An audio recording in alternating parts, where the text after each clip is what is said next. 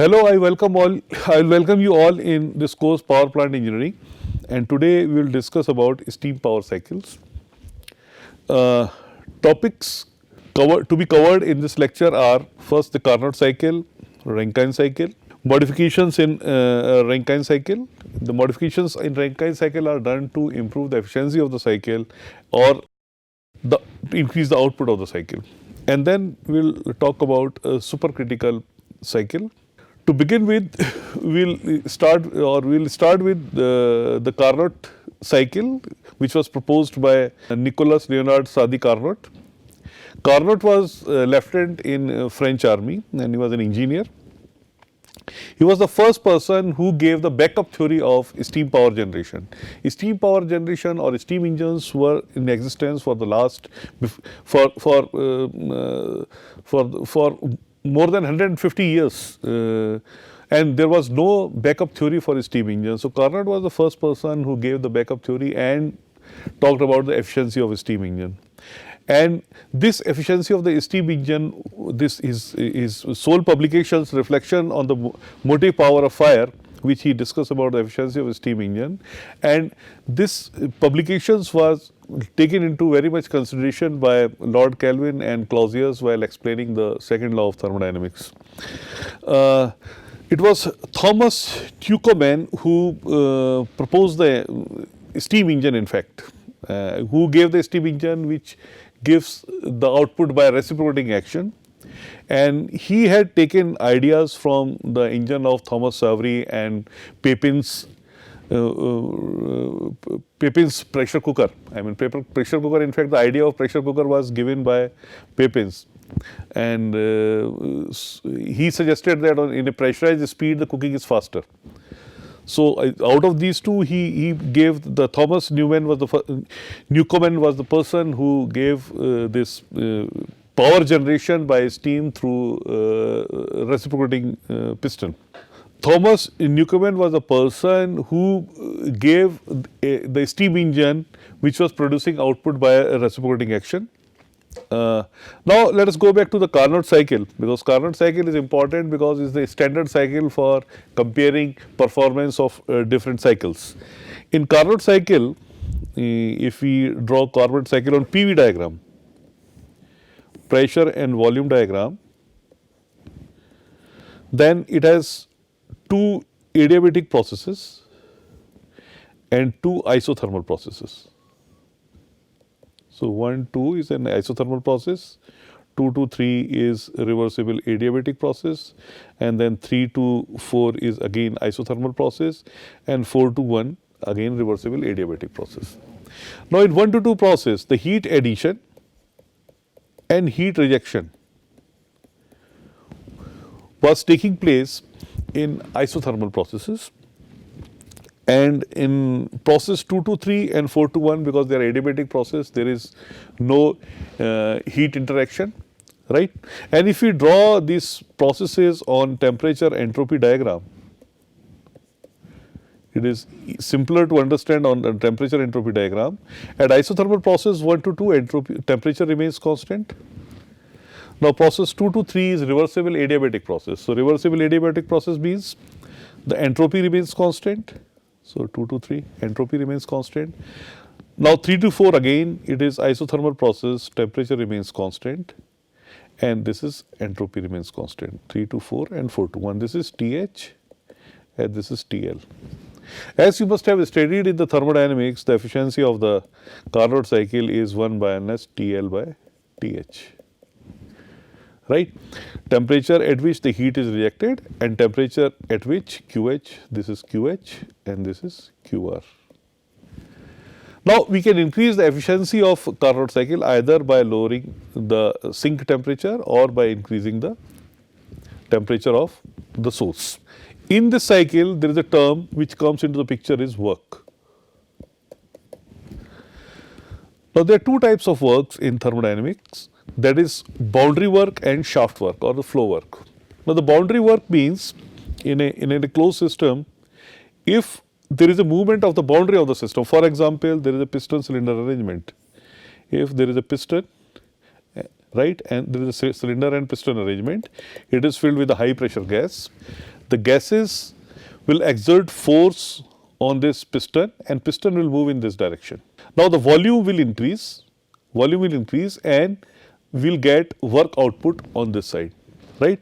So this is the work we are getting by movement of the system boundary. When the work is obtained by the movement or through the movement of system boundary, it is known as boundary work. Now the shaft work, I will give you shaft work, for example turbine. In a turbine, steam is entering from one side and leaving from other side. There is no movement in the system boundary. System boundary is fixed. When the system boundary is fixed, it is known as a shaft work. Boundary work is expressed in terms of PdV from state 1 to state 2. Shaft work output is again expressed 1 to 2, VdP. VdP. There is another work which is known as electrical work. Suppose for example in a room we put a room heater, and when we are doing thermodynamic analysis of that room, right, suppose in this room we are putting a room heater, and when we are doing thermodynamic analysis of the room, though the heater is operative, we will consider the heat transmission to the room is 0 provided the walls are insulated. So if there is an insulated room, right, the walls are insulated and the room is fixed with a heater, right, and heating of room is taking place. So when the heating of room is taking place, internal energy of the room is changing, it is rising in fact. Walls are insulated, so there is no heat transfer across the wall. Now in thermodynamic sense, we say with heat transfer to the system means heat transfer across the boundary of the system. So now in this case, room walls and roof and floor all are insulated. There is no heat transfer across the boundary of the system, right? So heat transfer is 0. So del Q is 0, right? And du is the change in the internal energy. It is always CV dt, CV delta T, and this is the amount of electrical work which is being done on the system, because we have to satisfy this equation del Q minus del W is equal to du.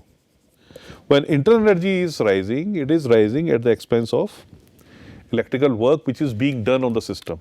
So when the work is being on the system, so negative will become positive, and this positive energy will be stored in the system as the internal energy. Now first law of thermodynamics, we are very much conversed with the first law of thermodynamics, which says that del Q minus it is a derivative of the first law of thermodynamics. Now there is a first law of thermodynamics for open system also. Suppose there is a control volume. Control volume means, for example, a wire mesh box in the air is an example of control volume. So in control volume, heat interaction and mass interaction both takes place, right? So suppose there is a control volume, and in that control volume, this is and it's an open system. So in an open system, this is going to be the governing equation. Now if we write in for open system, heat transfer to the open system minus work done by the open system is change in enthalpy, change in kinetic energy and change in potential energy, right? When there is insignificant change in the kinetic energy and potential energy, then and there is no heat transfer, then we say work is equal to H1 by H2. This happens in case of turbines. Now we will again go back to the Carnot cycle, because earlier when we have drawn the Carnot cycle on temperature entropy diagram, it was a rectangle showing different processes 1, 2, 3 and 4, and there are certain drawbacks of this Carnot cycle, because isothermal process has to be very slow, right, so that constant temperature is maintained. Whatever heat is added to the system is converted into the work, right? Heat transfer is equal to work transfer, right? So there has to be no change in internal energy. So whatever heat is added, it will not raise the temperature, but it will not increase the temperature, it will raise the weight. For example, there is a piston cylinder arrangement and heat is added from the bottom. So in isothermal process, whatever amount of heat is added shall be used for raising the weight. It will not be used for increasing the internal energy of the gas. So process has to be very slow. Now 1 to 2, it is reversible adiabatic process. In reversible adiabatic process, heat transfer is 0, right? So process has to be very fast. So there is no time for heat transfer. So this process has to be fast. Again, this is isothermal process, this process has to be slow, this process has to be fast, this process has to be slow. I mean, we will have alternate slow process and fast process. So such type of mechanical system is difficult to develop. It is not possible, I cannot say, but it is not practical. So this is the main drawback of Carnot cycle, and constant temperature, especially constant temperature heat addition and constant temperature heat reduction. But if you remember that during boiling and condensation of liquids, there is a constant temperature heat addition and constant temperature heat reduction. So instead of using for the gas, if you use Carnot cycle for steam, so their chances are high to attain such type of a system where we can have a boiling, right? So this at a constant temperature, then expansion as a turbine is not a problem. So 1 to 2, right? And then 2 to 3 heat rejection, right, in a condenser at lower temperature, and then again compression. Now this is the Carnot cycle for for a case where boiling and condensation is taking place. This is x is equal to 1. Now here also there are certain drawbacks. For example, in a condenser the steam is entering with a certain quality. Now you have to extract steam at this particular quality only. That is difficult.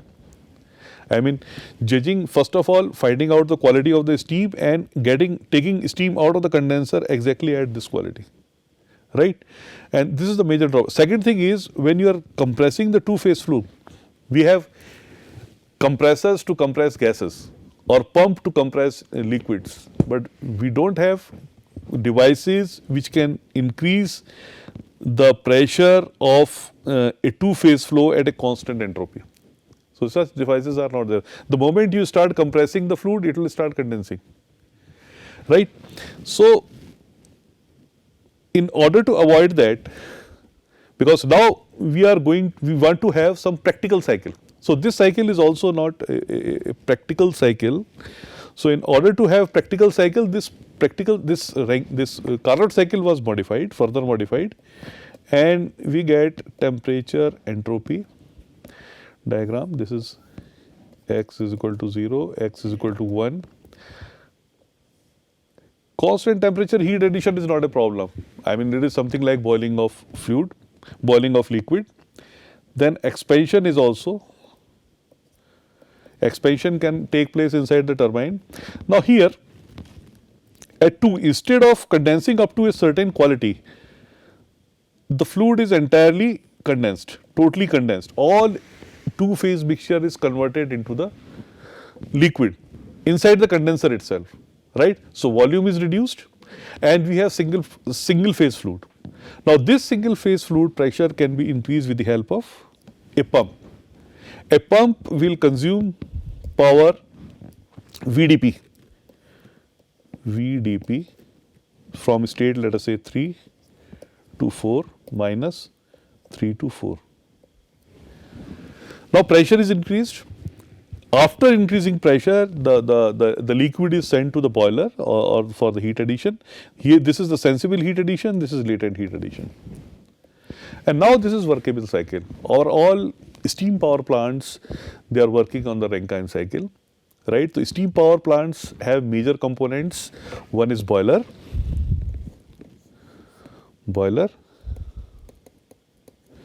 right? Boiler where the heat is added, pressurized water is converted into the steam, right? This steam goes to the turbine where expansion of steam takes place. After expansion in the turbine, it goes to the condenser, right? Where condenser, this is turbine. In condenser, the heat is extracted from the mixture of water and steam, right? and the mixture, the two phase mixture of water and steam is entirely condensed in the condenser, then it goes to the boiler, where 3 and then 4. With the help of a pump, it goes to the boiler. This is basic arrangement of any steam power plant. Now, as we know, this is the governing equation of for the open system. We will evaluate different parts of a steam power plants. We will start with the turbine, because the work and heat interaction, the relationship between these two has to be established in a thermal power plant. So, we will start with the first law for open system. Q minus W is equal to change in enthalpy, change in kinetic energy and change in potential energy. Now, inside the turbine, when the shaft is horizontal, there is no change in potential energy. Inside, outside velocity of steam, there is not much change, so kinetic energy is also 0. Now, H2 minus H1 is equal to minus W. So, W is equal to, in that case, W is equal to output, work we are getting from the system. So, work we are getting from the system is going to be H1 minus H2.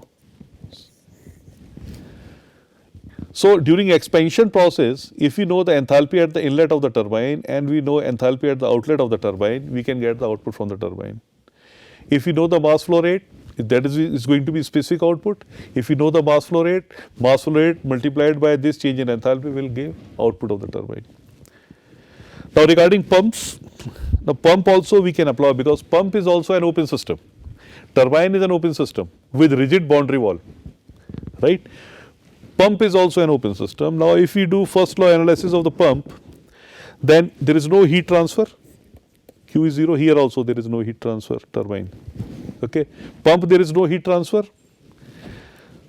This change in potential energy is 0. Change in velocity, this kinetic energy is also 0. Because if we draw this, this temperature, entropy, this Rankine cycle, it is going to be like this. So, 1, 2, 3, 4. So, process 3 to 4 is taking place inside the pump. Now, we are getting minus W is equal to H4 minus H3. Minus W, H4 minus H3, H4 is greater than H3. It means the work is done on the system.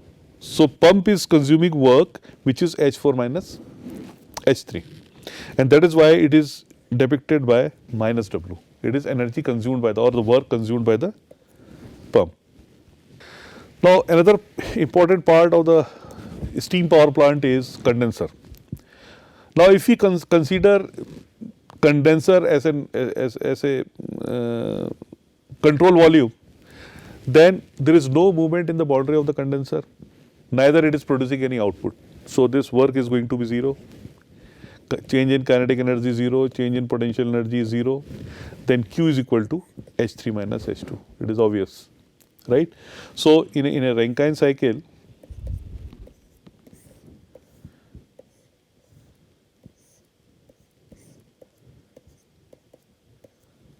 one, 2, 3, 4.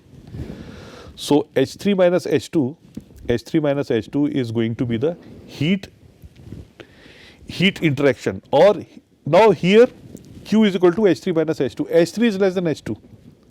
So, Q we are going to get negative value. Negative value is there because we are extracting heat from the system. When we are giving heat to the system, it is positive. When we are extracting heat from the system, it is negative. So, heat extracted from the system is H2 minus H3. And the last and the most important one is the boiler. So, if you do the first law analysis of a boiler, the boiler does not produce any output, neither shaft work nor any work through movement of the boundary, that is 0. This potential energy is 0, this change in kinetic energy is 0, then heat transfer is H1 minus H4, H1 minus H4. So, at the exit of the pump, when the water enters the boiler and at the entry of the turbine, right, this enthalpy difference is the heat transfer in the boiler. Boilers we will be discussing in details when we will discuss about the steam power plants, because nowadays they are high pressure boilers. There is a variety of boilers, and the boiler efficiency is also high. I mean, if you look at the thermal efficiency of the boiler, it is, and it has to be always more than 90%. If you look at the efficiency of the steam turbine, it is approximately 60 to 70%, right? If you look at the efficiency of internal combustion engine or IC engine, it is approximately 35%. 35% is very good. I mean, and 40% is excellent. So, this is how the efficiencies are appreciated at different levels. Now, there are certain performance parameters also for steam power system. Now, in these performance parameters, main thing is thermal efficiency.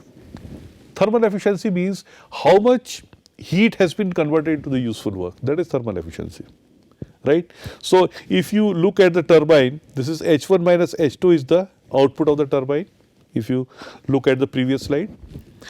And H4 minus H3 is the work consumed by the pump. So, net output is output of the turbine minus output of the work consumed by the pump, or work interaction in total cyclic process, right? Because it is consumed by the pump, that is why it is minus WP. And heat supplied, that heat is supplied in the boiler, that is H1 minus H4, and this ratio gives the output of, gives the thermal efficiency of the cycle. It is stated here, Q in minus Q out divided by Q in, right? It can be alternatively expressed by this also, okay. And after thermal efficiency, there is a term back work ratio. Work ratio is the H4 minus H3 divided by H1 minus H2. It is known as back work ratio. So, back work ratio also gives us an idea about how much energy is produced and how much energy is consumed by the system itself. So, back work ratio has to be 0 in ideal case, it has to be 0. So, it gives us idea about how much energy is produced, in fact produced by the, what is the output of the system, and part of that output how much is consumed by the system itself. Now, we want to do some parametric analysis. Parametric analysis means, suppose there is a Rankine cycle.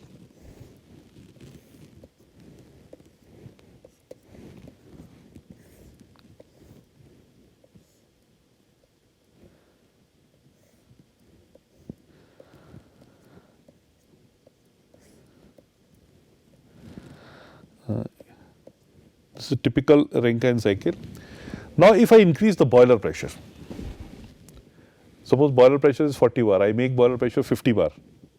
So, the moment I increase the boiler pressure, it means the pressure at the outlet of the pump will increase. So, it will be 4 will be shifted here, 4 dash, it will be 4 dash, right. Now, from here the heat addition will take place and the cycle will be modified like this.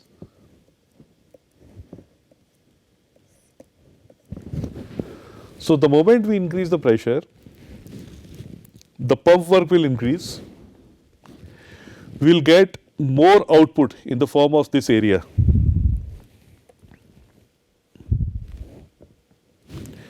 This area will provide us more work output. This part of the output we will be losing, right? And at the same time, the quality of vapor which is entering the condenser will also reduce.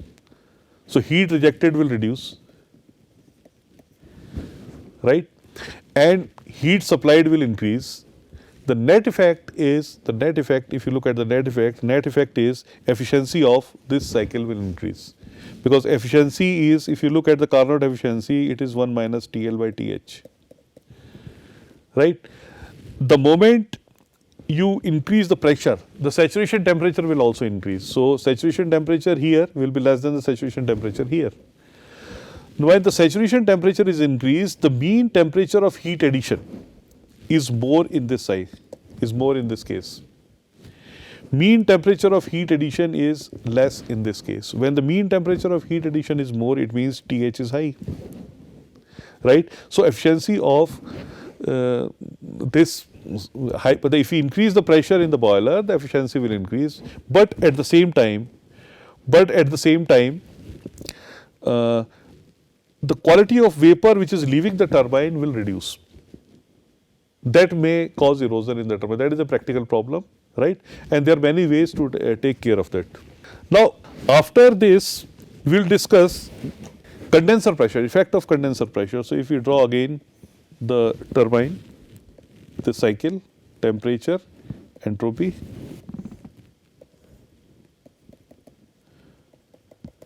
So, again suppose we draw diagram 1, 2, 3, 4, that is it. Now, if you reduce the pressure in the condenser,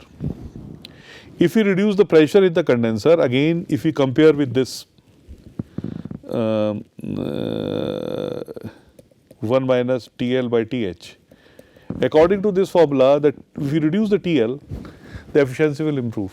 When we reduce the pressure in the condenser, the cycle will be shifting in downwards like this, right? And in that case, we will getting more output, the diagram area will increase. But there is a limitation in reducing the condenser pressure. We cannot reduce, we will not create vacuum. If we are able to create vacuum, then we will be getting the efficiency will become 100%. All heat will be extracted from the steam, but it is not possible. We cannot reduce the pressure inside the condenser, or we cannot reduce the temperature of the condenser below the cooling water, because in a condenser, the heat is taken away by the cooling water. Normally in thermal power plants, it is the lake water or the sea water or river water. So, river water will be available in the range of 25 to 30 degree or 35 degree centigrade. So, the temperature in the condenser cannot be reduced below 40 degree centigrade or 45 or 40 degree, depending upon the location in India. So, there is a limitation on the temperature of the condenser. Similarly, there is a limitation on the pressure on the boiler also, because the moment you increase the pressure, the design of the boiler has to be robust first of all. The temperature will also increase, that will increase the cost of the plant. Temperature will also increase, and we cannot go beyond a certain temperature also. That we will discuss in subsequent slides. Principal irreversibilities and losses, because what we have discussed so far is about the ideal cycle. But in actual cycle, if you draw on temperature entropy diagram, we will talk about the major losses, not the minor losses. First of all, there is a turbine loss. We say it is state 1 to state 2, right?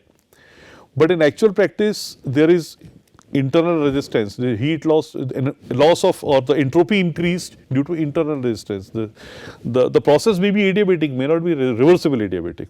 So, if it is not reversible, the entropy will increase and that will cause the loss. Second thing is pump losses.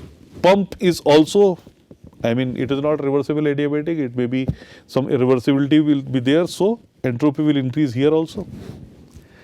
Piping losses, when there is a flow in the pipe, especially there is a flow of steam in the pipe, then the velocity is high and the losses are substantial. So, these losses have to be taken into account while analyzing the steam power plant, and there are losses in the condensers also. So, these losses have to be taken into account while analyzing the steam performance of a steam power plant. Now, regarding the improvement of performance of a steam power plant, if you want to improve the performance of a steam power plant, then suppose there is a Rankine cycle 1, 2, 3, 4. I want to improve the performance of this cycle. Instead of beyond the saturation point, if the steam is heated, superheated, and then it is expanded, it will definitely improve the output of the turbine. And if you look at this formula, 1 minus TL by TH, this is TL and this is TH. Net temperature of heat addition will also increase, right? Or average temperature of heat addition will also increase. So, the efficiency of the turbine will increase by superheating. And at the same time, by superheating, by erosion of the blade, we can also prevent. We can operate plant on a higher pressure, because the quality of the vapor should not be less, should be greater than, sorry, X has to be greater than 0.8. In fact, it is kept more than 0.8. It is between 0.8 or to 0.9. X has to be more than 0.8 in case of, if you want to prevent the erosion of the blades. After superheating, reheating can also be done if you want to improve the cycle. For reheating,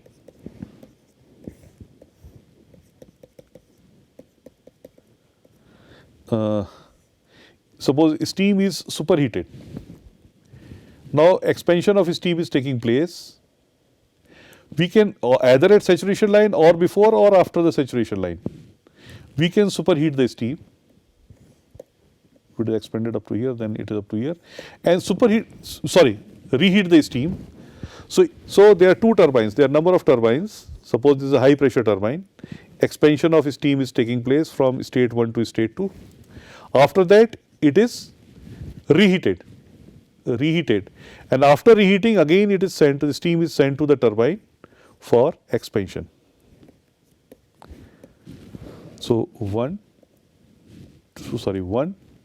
2, 3, and then again it is sent for expansion. So reheating also improves the output of the turbine. It may increase and it may not increase the efficiency of the turbine, but it definitely improves the output of the turbine. Now there is another process which can improve the efficiency of the turbine, that is regeneration. In regeneration, if you look at the again temperature entropy diagram,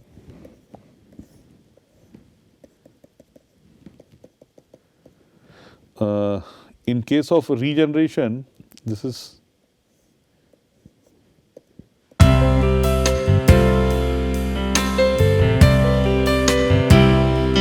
so if